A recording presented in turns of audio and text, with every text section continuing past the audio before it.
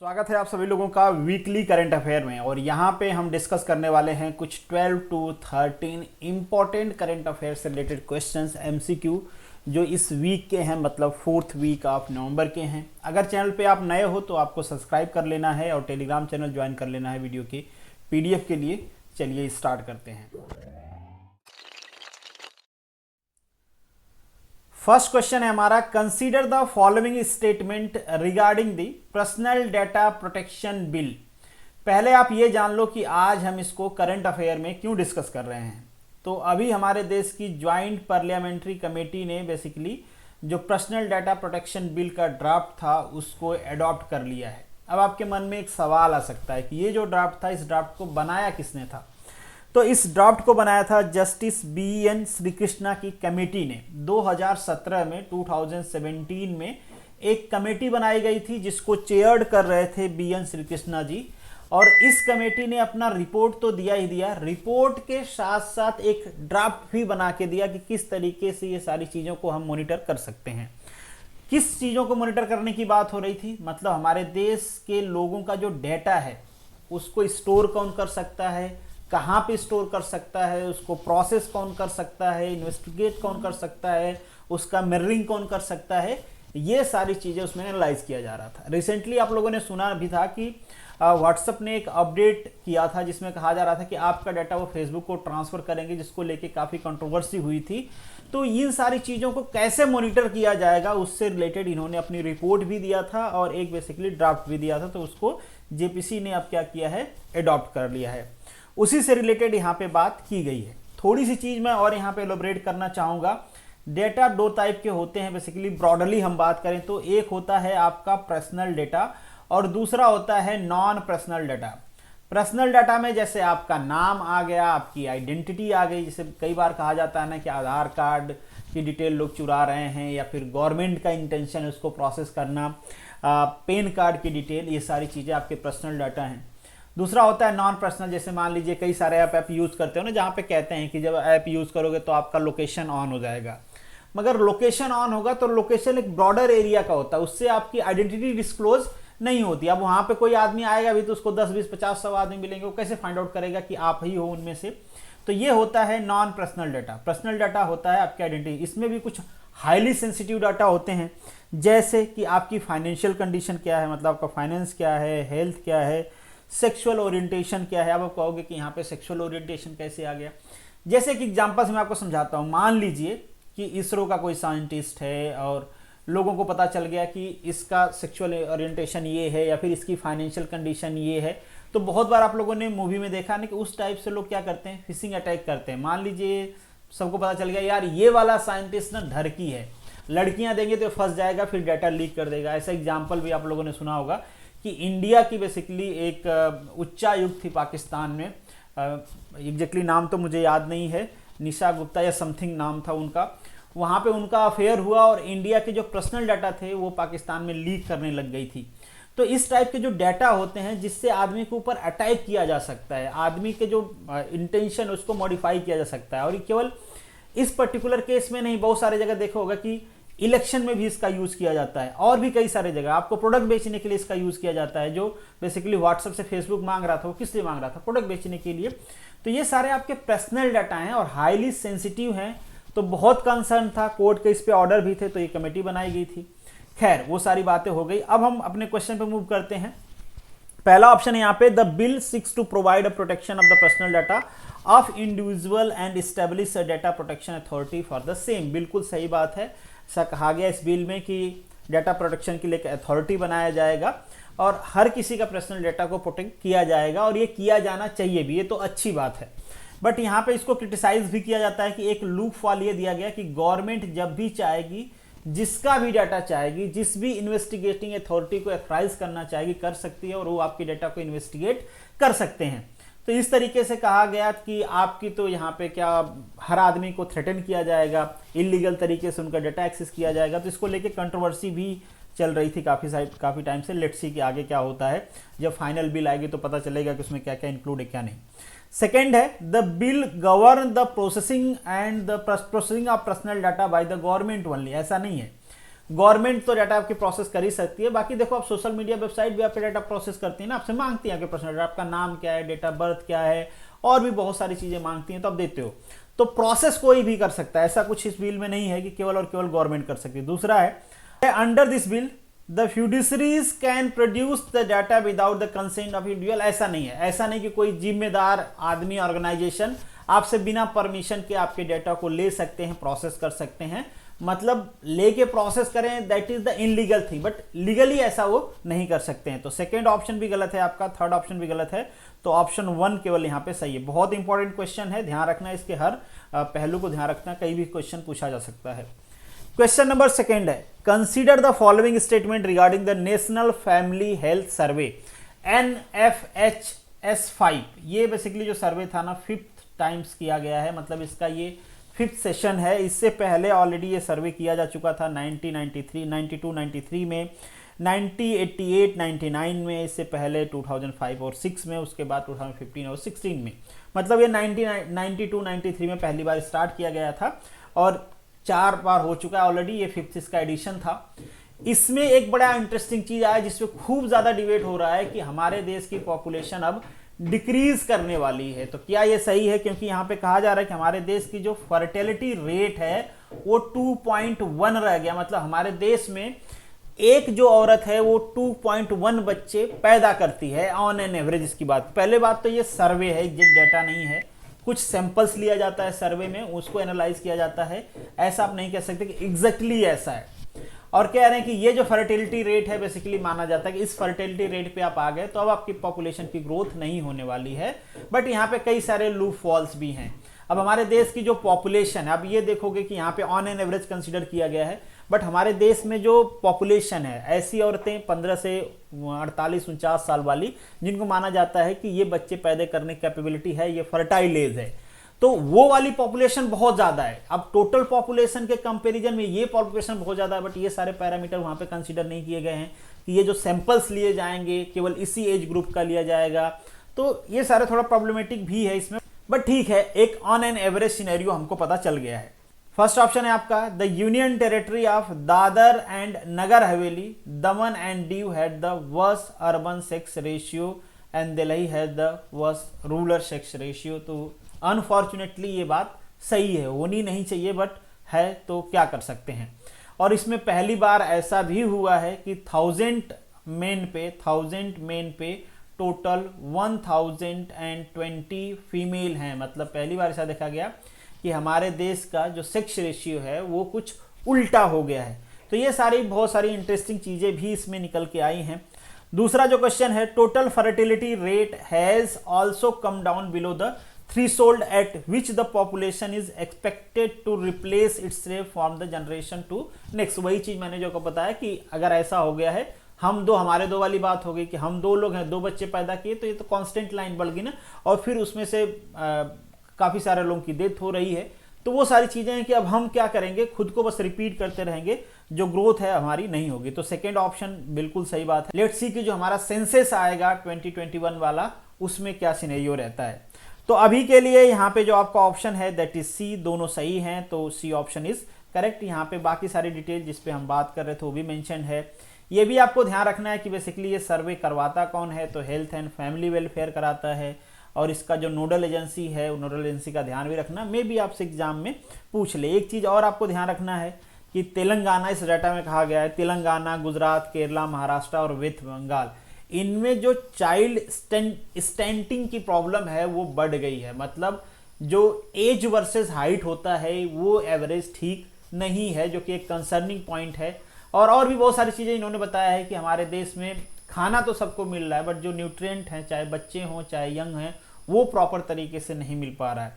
तो ये सारे कुछ चीजें हैं जो आपको ध्यान रखना है इसके बारे में। थर्ड क्वेश्चन है आपका, identify the area where the direct FDI is prohibited. तो ये है फर्स्ट ऑप्शन आपका लॉटरीज वाले सेक्शन में, और दूसरा है आपका एग्रीकल्चर में, तो यहाँ पे ऑप्शन ए इज करेक्ट। अब एफडीआई हमारे देश में ना 2 तरीके से आती है, 2 रूट हैं बेसिकली। एक तो है ऑटोमेटिक रूट, जिसमें गवर्नमेंट की परमिशन नहीं चाहिए होता है, डायरेक्टली कोई आदमी हमारे देश में इन्वेस्ट कर सकता है। दूसरा होता है गवर्नमेंट रूट, कुछ ऐसे सेक्टर्स हैं जिनमें आप गवर्नमेंट रूट से ही आ सकते हो, डायरेक्टली नहीं आ सकते, उसके लिए आपको एप्लीकेशन देना होगा गवर्नमेंट अप्रूवल देगी तभी आप उसमें इन्वेस्ट कर सकते हो। और यहाँ पे मैंने वो सारे सेक्टर्स मेंशन कर दिए हैं जहाँ पे एफडीआई प्रोहिबिटेड है। क्वेश्चन नंबर 4 है, identify the committees associated with the crypto या फिर वर्चुअल करेंसी। तो हमारे देश में 2 कमेटीज बनाई गई। पहली कमेटी बनाई गई थी दिनेश शर्मा कमेटी 2017 में। इनका काम था कि जो क्रिप्टो करेंसी है या फिर वर्चुअल करेंसी है, इसका फ्रेमवर्क क्या है उसको एनालाइज करना। इस कमेटी के बाद दूसरी कमेटी बनाई गई सुभाष चंद्रा कमेटी 2019 में, और इस कमेटी का काम था कि ये पूरा जो क्रिप्टो करेंसी का सिनेरियो है इसको एनालाइज करना और रिकमेंड करना कि इस पे गवर्नमेंट को क्या करना चाहिए। और इनका रिकमेंडेशन मतलब रिपोर्ट भी आ चुका है। रिपोर्ट हम डिस्कस करेंगे, पहले आप आंसर जान लो। तो आपसे कमेटीज के बारे में पूछा गया है तो फर्स्ट एंड सेकेंड यहाँ पे आंसर आपका करेक्ट होगा, मतलब ऑप्शन डी इज करेक्ट। अब जो सुभाष चंद्रा कमेटी है इन्होंने बहुत ही हार्ड रिकमेंडेशन दिए थे और ऐसा लग रहा है कि गवर्नमेंट उसी रिकमेंडेशन को मानने वाली है। पहली चीज कि बैन कर देना है कि कोई भी आदमी क्रिप्टो करेंसी में किसी भी टाइप का ट्रांजैक्शन करे, मतलब इन शॉर्ट क्रिप्टो करेंसी को हमारे देश में बैन कर दिया जाए। अगर कोई नहीं मानता है तो उसको 1 से 10 साल तक की सजा दिया जाए, मतलब प्रावधान है ऐसा इम्प्रिजनमेंट का। फाइन का प्रोविजन भी है कि अगर कोई आदमी क्रिप्टो करेंसी में निवेश करता है उसके वजह से गवर्नमेंट को एक्सचेंज में जो लॉसेस होते हैं, मान लीजिए कहीं वो पैसा भेजता है, टैक्स चोरी करता है या एक्सचेंज लॉस होता है जो कि पहले गवर्नमेंट को मिलता, तो उस लॉस का या फिर गेन का 3 टाइम्स उसके ऊपर क्या पेनल्टी लगाया जाती है। ये रिकमेंडेशन है बेसिकली सुभाष चंद्र गर्ग कमेटी का। तो ये सारे रिकमेंडेशन ऐसा लग रहा है कि गवर्नमेंट मानने वाली है। बाकी दिनेश शर्मा कमेटी का तो बस फ्रेमवर्क को एनालिसिस करना था।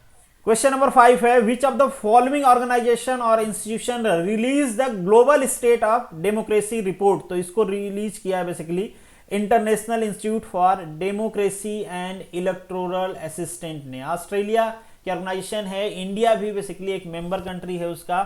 तो इन्होंने अपनी रिपोर्ट रिलीज किया है। अब इनका पर्पज बेसिकली यहाँ पे करने का क्या था कि चूंकि कोविड आया हुआ है तो इनको देखना था कि पोस्ट कोविड, हालांकि अभी कोविड फिर से आने लगा, पोस्ट कोविड तो क्या ही कहें, मतलब इनका देखना था कि कोविड की बाद जो डेमोक्रेसी का लेवल है वो क्या हुआ है। अब आप सोचोगे यार डेमोक्रेसी से कोविड का क्या लेना देना, बीमारी आती रहती है जाती रहती है, तो लेना देना है क्योंकि ये ह्यूमन साइकोलॉजी को इफेक्ट करता है। कैसे, सपोज कर लीजिए कि यहाँ पे कोई एक्स आदमी है और ये किसी वाई कंट्री का इलेक्शन जीत जाता है।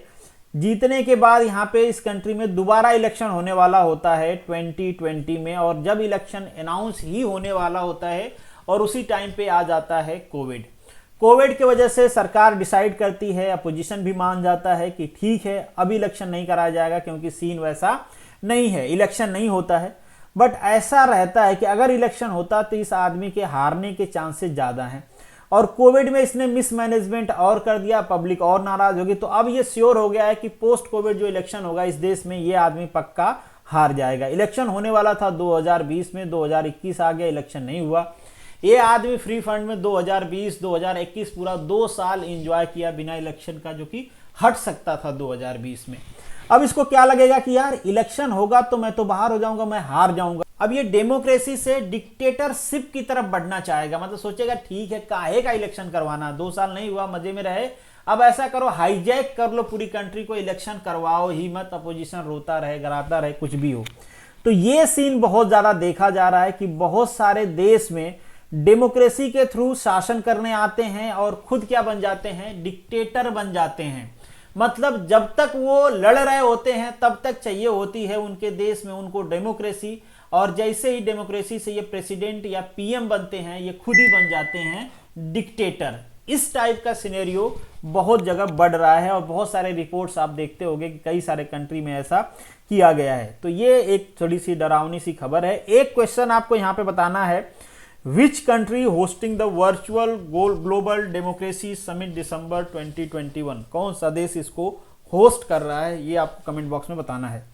चलिए क्वेश्चन नंबर 6 है आपका, which state was awarded as the best marine state during the fisher award 2021। तो ये है आपका तमिलनाडु। अब आप कहोगे यार ये इतना इंपॉर्टेंट क्वेश्चन है क्या यहाँ पे डिस्कस करने का। आपको पता है इंडियन गवर्नमेंट ने बहुत सारे इंडेक्स लॉन्च किए हैं, तो आपको उन इंडेक्स को ध्यान से पढ़ना है क्योंकि उस पर क्वेश्चन पूछा जाएगा।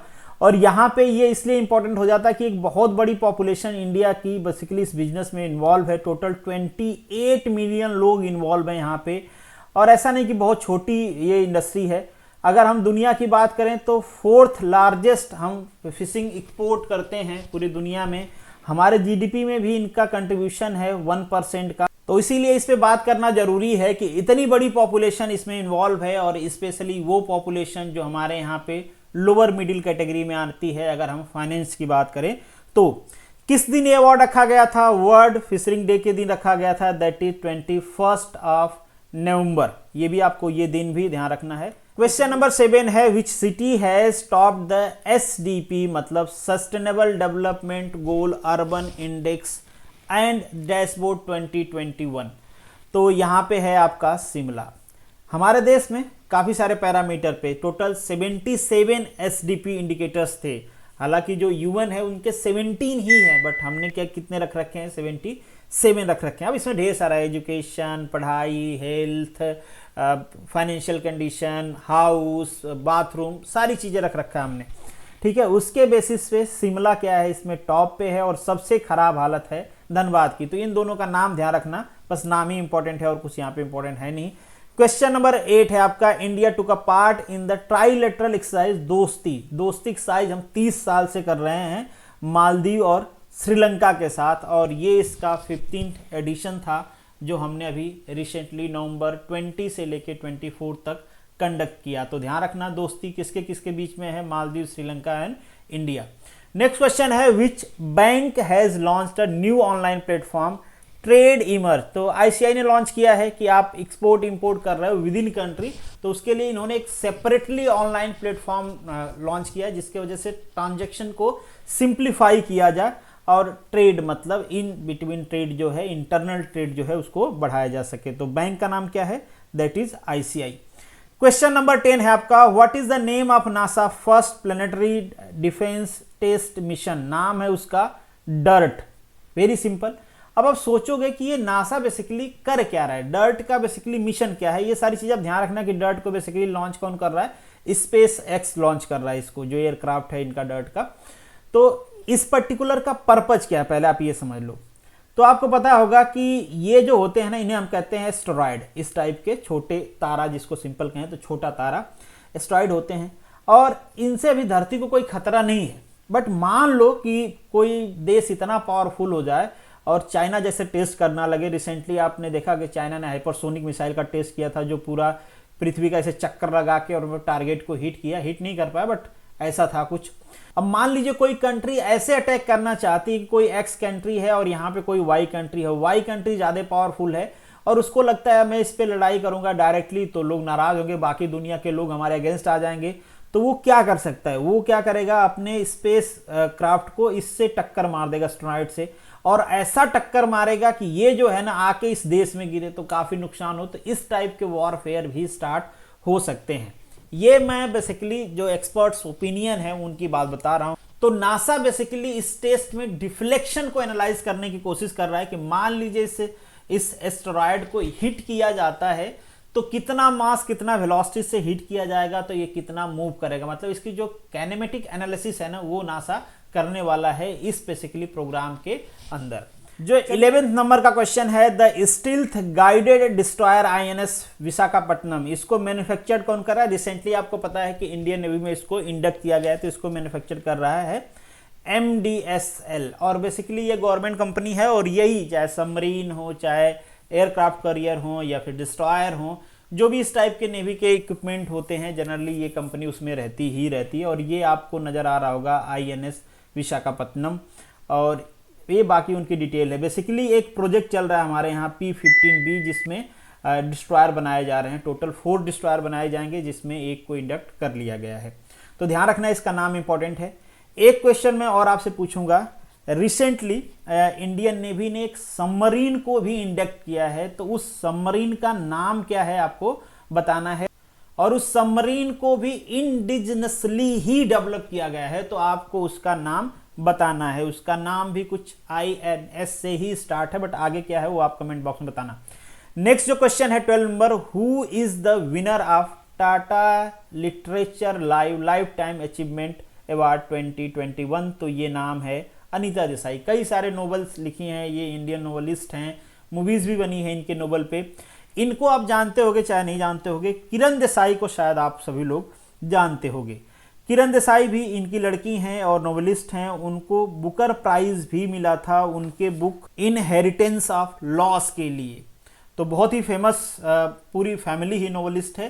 खैर, क्वेश्चन नंबर 13 है, which is the world most polluted capital of the third straight year. मतलब 3 साल से कौन ऐसी सिटी है जो टॉप पे आ रही है? तो ऑब्वियसली कौन सी है? न्यू दिल्ली है। कंटिन्यूअसली दुनिया की सबसे पॉल्यूटेंट कैपिटल बना हुआ है दिल्ली। और पोल्यूशन क्यों हो रहा है? सरकार अपोजिशन आपस में लड़ता रहता है, त्यौहार भी ले आते हैं, पराली भी ले आते हैं, सब आ जाता है, बट काम कुछ नहीं होता है। खैर, this is the end of this video. Thank you so much for watching this. मिलेंगे नेक्स्ट वीडियो में, तब तक के लिए all the best, good luck.